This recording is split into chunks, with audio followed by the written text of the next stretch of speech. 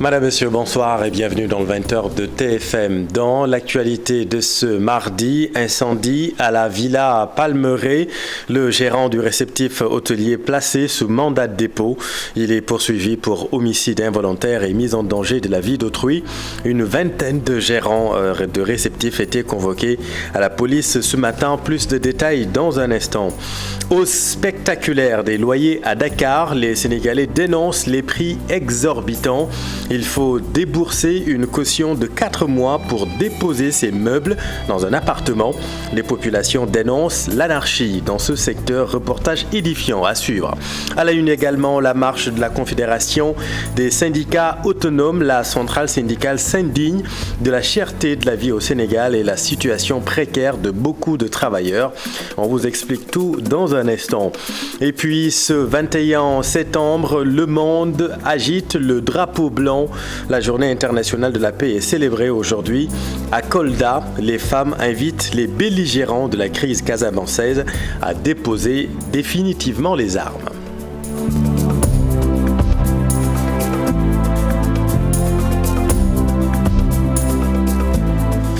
Le gérant de la résidence Les Palmeraie poursuivi pour homicide involontaire et mise en danger de la vie d'autrui.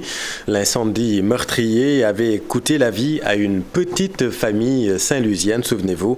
Ce mardi, une vingtaine de gérants de réceptifs hôteliers de la Petite Côte ont été convoqués à la police de Mbour. Voyons tout cela avec Abdourahmane Diallo et Mamadou Gueye.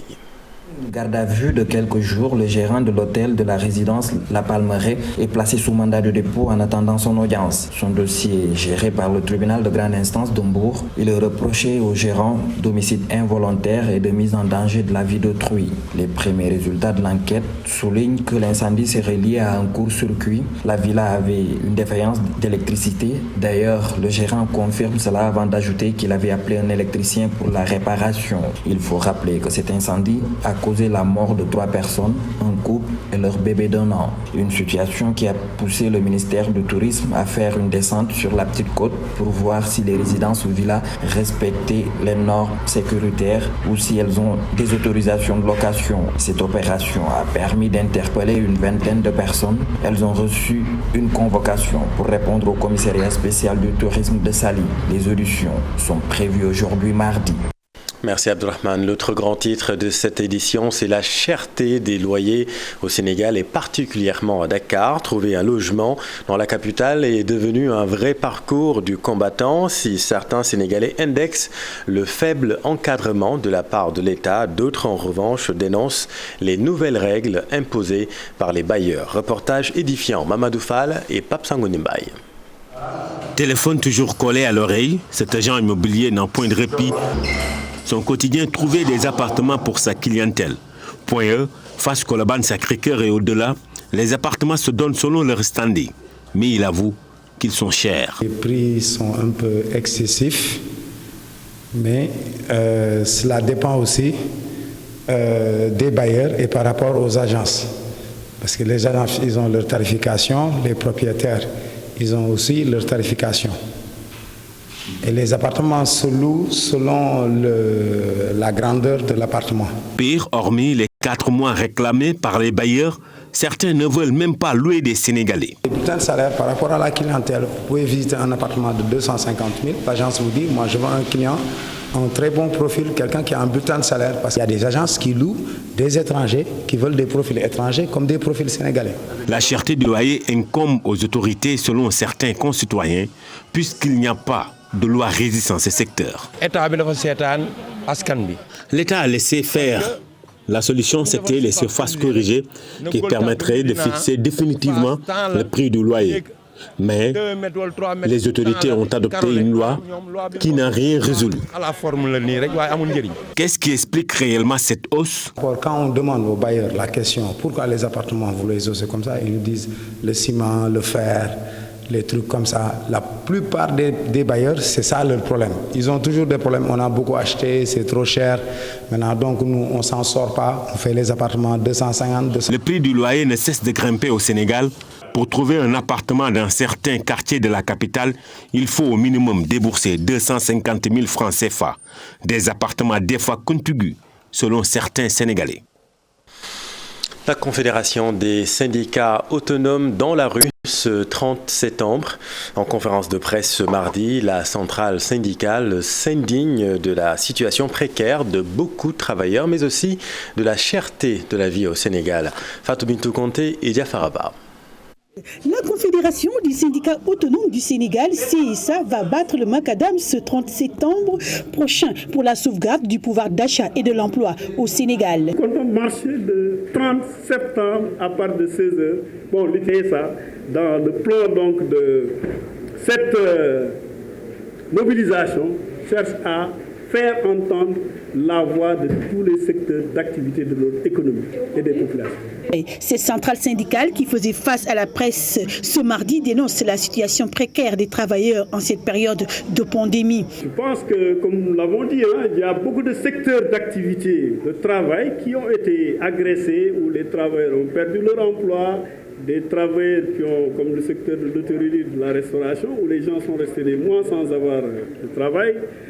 Donc, c'est ces travailleurs-là qui viennent nous voir par rapport à leurs conditions. Les secteurs les plus impactés, c'est le secteur de l'hôtellerie, du transport aérien, de la restauration. Parce que c'est des secteurs qui ont été fermés totalement pendant un certain nombre de temps. S'y ajoute la flambée incontrôlée des produits de consommation, ce qui amène Eliman Diouf et ses camarades à réclamer à l'État une surveillance accrue des prix sur le marché. Faire face aux dépenses sociales, c'est faire en sorte que l'on puisse appuyer les coûts et diminuer les taxes à l'importation pour permettre aux populations de pouvoir accéder aux produits de denrées. On nous dit est réclamé par la CSA sur les grands projets de l'État tels que le TER, le BRT ou les 100 000 logements, d'autant plus que les coûts et les délais ne sont pas maîtrisés par le gouvernement.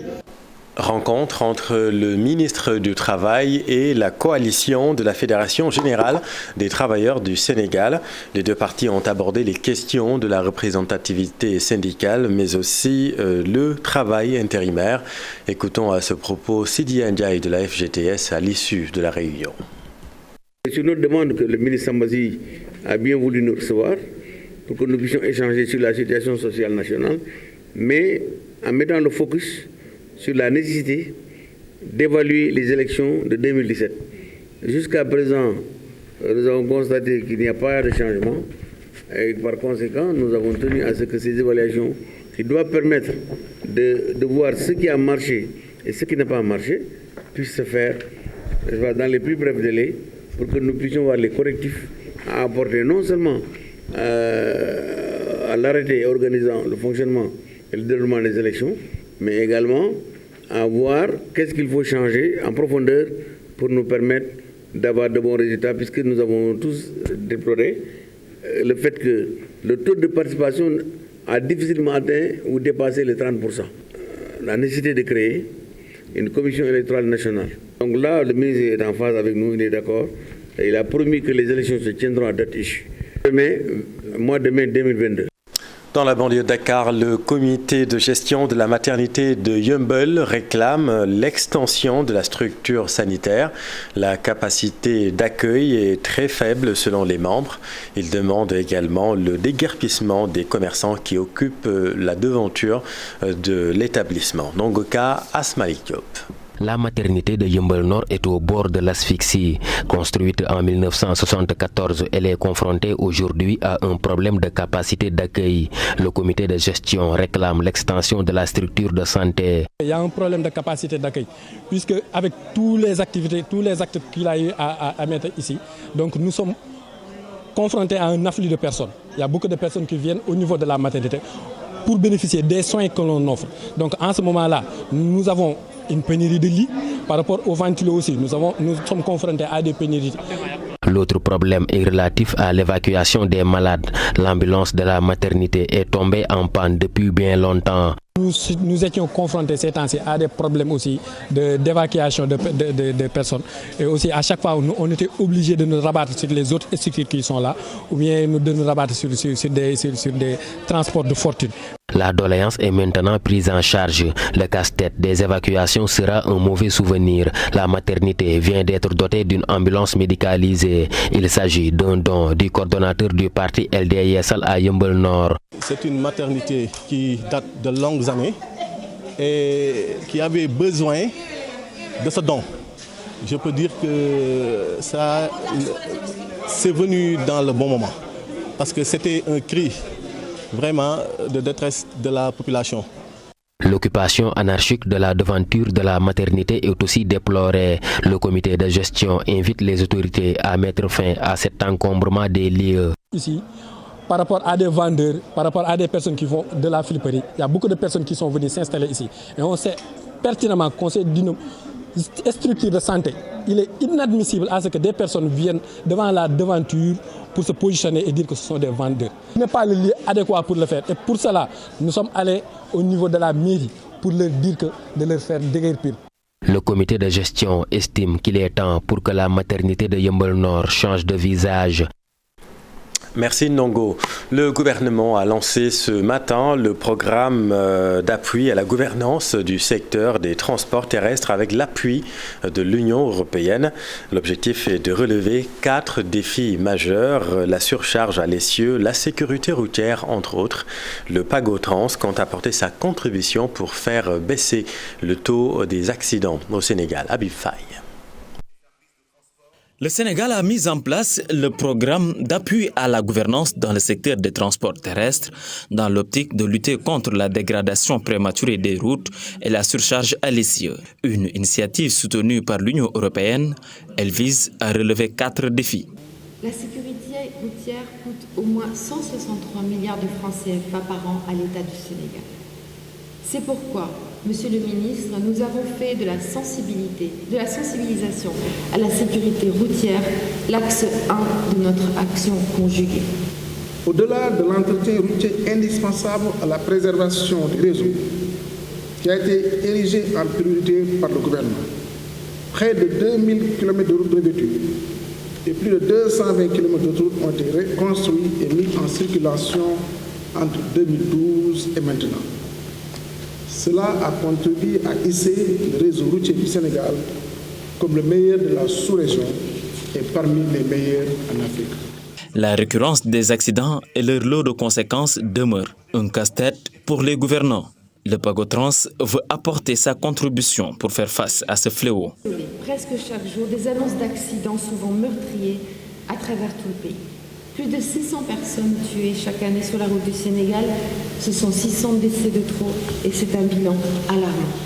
90%, comme on l'a toujours dit, des accidents proviennent de l'œuvre humaine.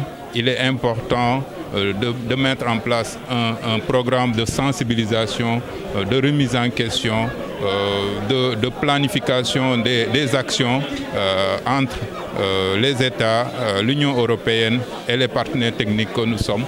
Le niveau des services des routes revêtues s'est-il considérablement amélioré, passant d'un état bon et moyen de 61% en 2011 à 83% en 2020. Pagotrans va désormais faciliter la mobilité dans le transport. L'Union européenne compte accompagner le Sénégal dans la mise en place d'un modèle de mobilité durable en Afrique. Merci Habib. Parlons éducation à présent. L'apaisement du cadre scolaire passe par une reprise des monitorings entre les syndicats et le ministère en charge de l'éducation, selon Cheikh Mbaw, secrétaire général exécutif de la COSYDEP. Il appelle les parties prenantes à une franche concertation pour une année scolaire apaisée. Le voici avec Aminata Mbaresso. Vous avez vu des syndicalistes dans la salle, le ministère bien représenté, les ONG et les parents d'élèves, pour pouvoir discuter ensemble justement des goulots d'étranglement. Nous le savons, quand vous avez un système éducatif où il y a évidemment des accords qu'il faille solder, nous avons toujours invité à ce qu'il y ait un dispositif d'écoute qui permette de pouvoir exploiter les alertes à temps et de pouvoir leur apporter les solutions idoines. Donc c'est ça qu'il nous faut aujourd'hui si nous voulons avoir un système éducatif qui n'agisse pas simplement en sapeur-pompier, mais qui soit plus proactif. Cheikh Mbaw s'est exprimé en marge d'un panel organisé par la COSYDEP sur les violences en milieu scolaire, des violences qui prennent origine dans le cercle familial selon la sociologue Céliba. L'école n'est pas seulement une actrice pour la promotion d'une éducation des valeurs. Il y a la famille. La famille, tu dois partir de la famille. Et aujourd'hui, qu'est-ce qu'on a? Quelles mesures mettons en place pour la famille? Aujourd'hui, on a une famille complètement déchirée en lambeaux. Est-ce qu'on a une politique de la famille? Est-ce qu'on a aujourd'hui des programmes dédiés envers la famille? Est-ce qu'on a des programmes de promotion des valeurs dédiés? Aujourd'hui, on est dans le numérique. Est-ce qu'aujourd'hui, on a des programmes qui promouvoient des citoyens responsables numériquement? Donc, que ce soit l'école, que ce soit les médias, oui, les médias, parce que les médias aussi sont des instances de socialisation, les médias. Aujourd'hui, est-ce qu'on a ces programmes de promotion d'une citoyenneté responsable à travers les médias?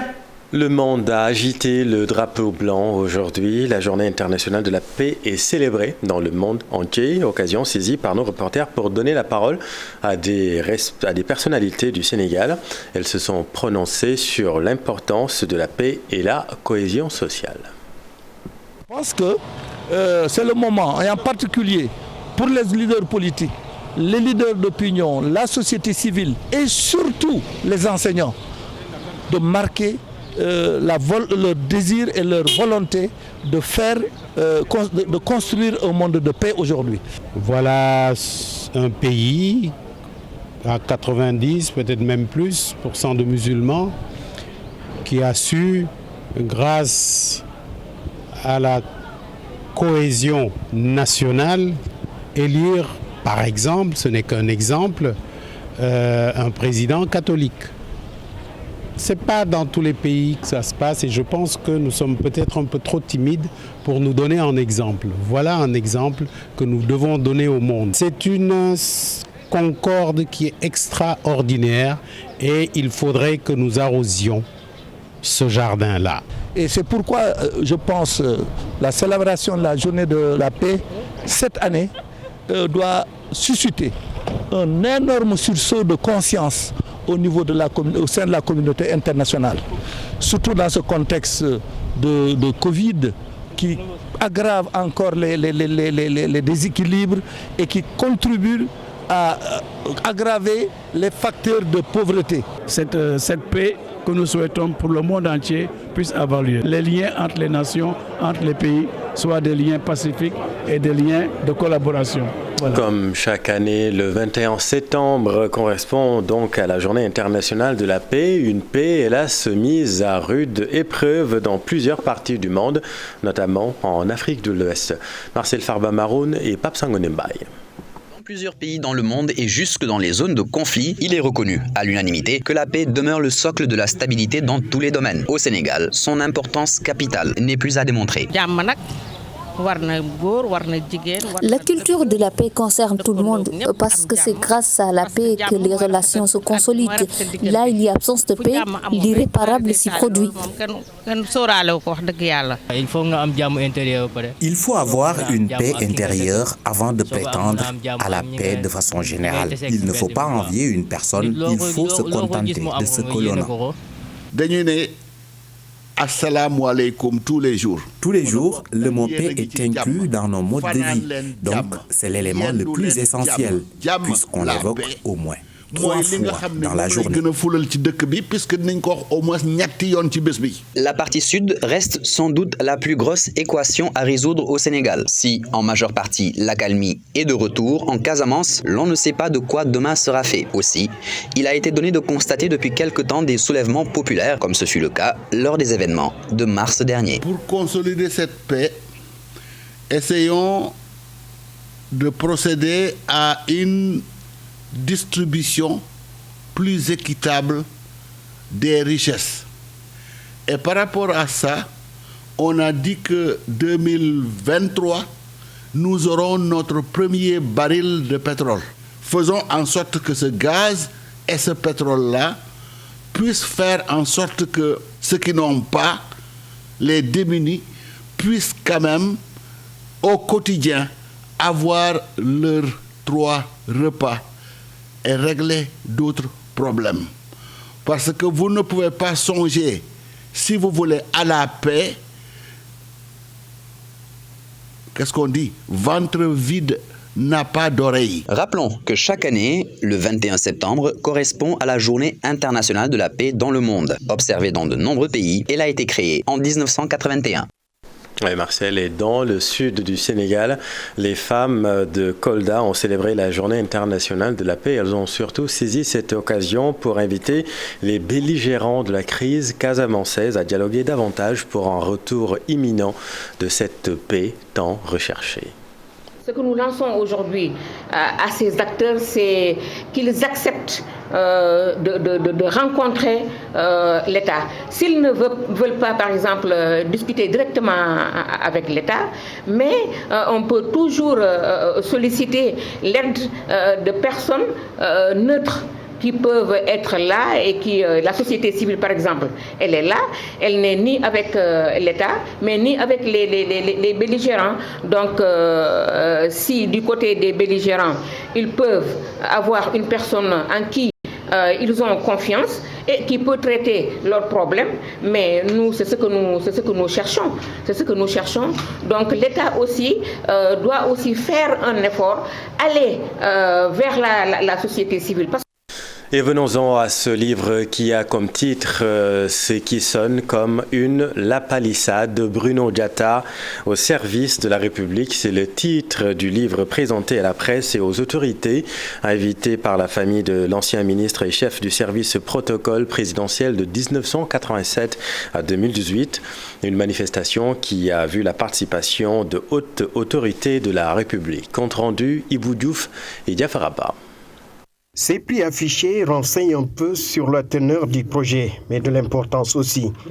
Un livre hommage à feu Bruno Diatta, une vie au service de la République. Une initiative de l'Église catholique en la personne du cardinal, Monseigneur Adrien Théodore Sarr, qui, devant la ferveur nationale qu'a suscité le décès de mon mari, devant tant d'émotions, devant tant de témoignages, devant tant de spontanéité, nous a conseillé de rassembler tout ça dans une compilation, d'en faire un recueil, de l'éditer, comme on dit dans le jargon, pour la postérité. J'ai eu la satisfaction de recevoir une approbation immédiate de la part de cette famille.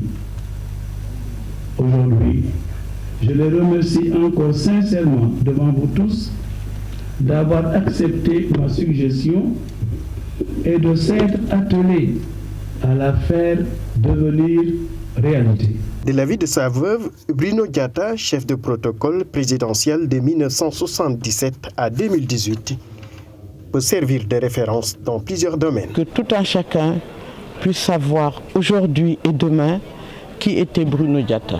Bruno Diatta est entré dans l'histoire de la République pour avoir le privilège de travailler avec tous les chefs d'État du Sénégal. Et Madame Thérèse Turpin Diatta qui m'a choisi pour intégrer la task force qui a été à l'origine un peu de cette œuvre littéraire qui a été présentée aujourd'hui au Terroubi.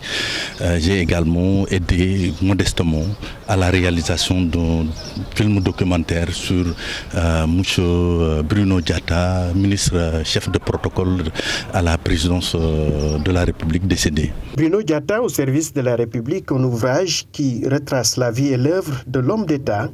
En sus de cette production littéraire, un film documentaire est aussi conçu, toujours pour rendre hommage à Bruno Diatta. Hommage mérité. Merci beaucoup, Ibou.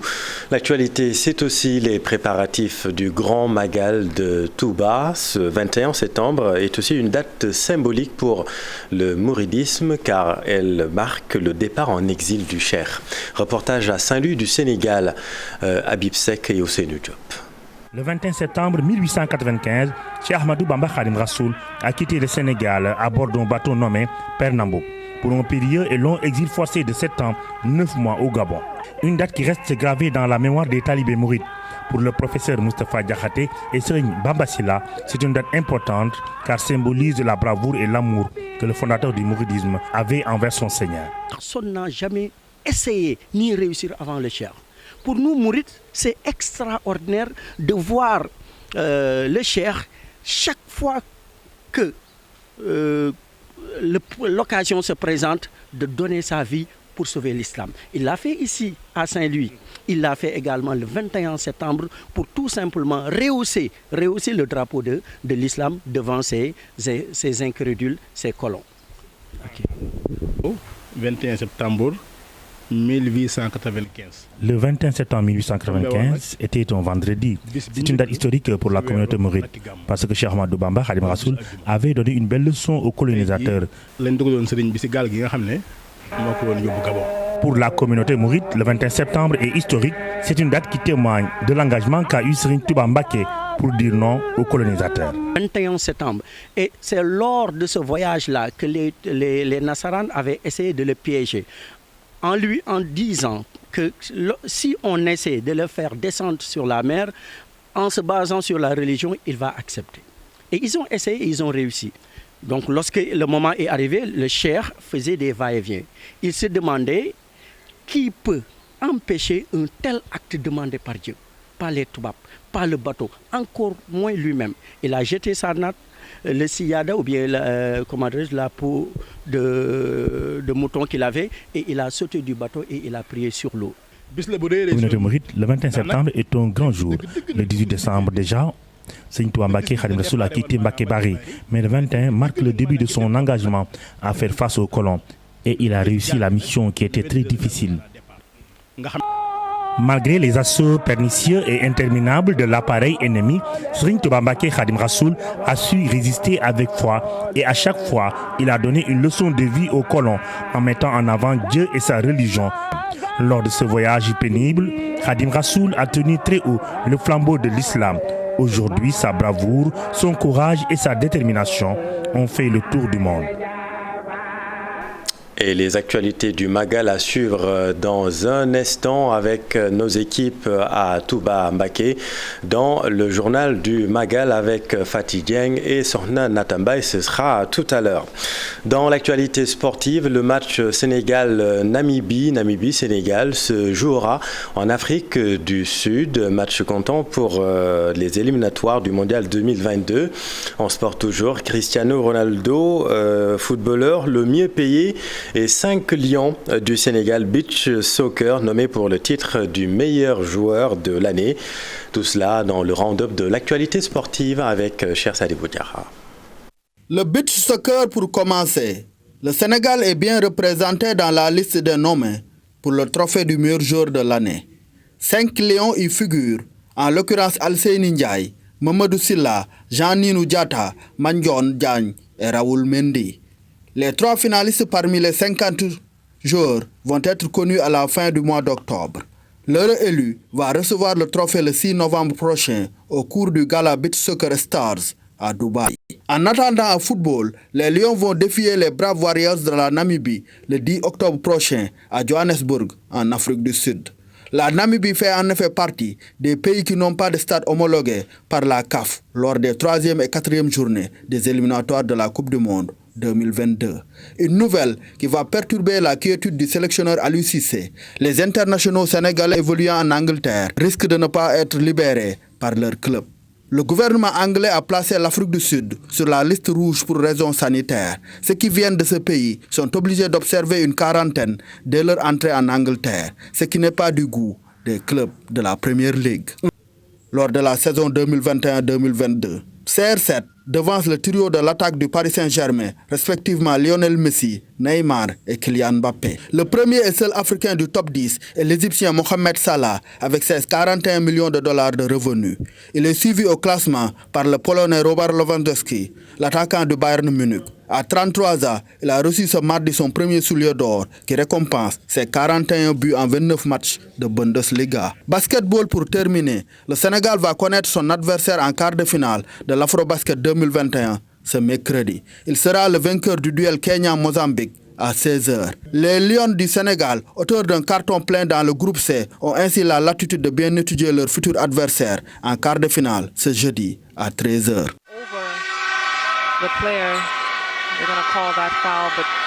Et allez les Lions. Merci beaucoup, cher Sadibou. C'est la fin de cette édition. Merci infiniment de l'avoir suivi. Les programmes continuent sur TFM. Restez avec nous. Vous êtes au bon endroit.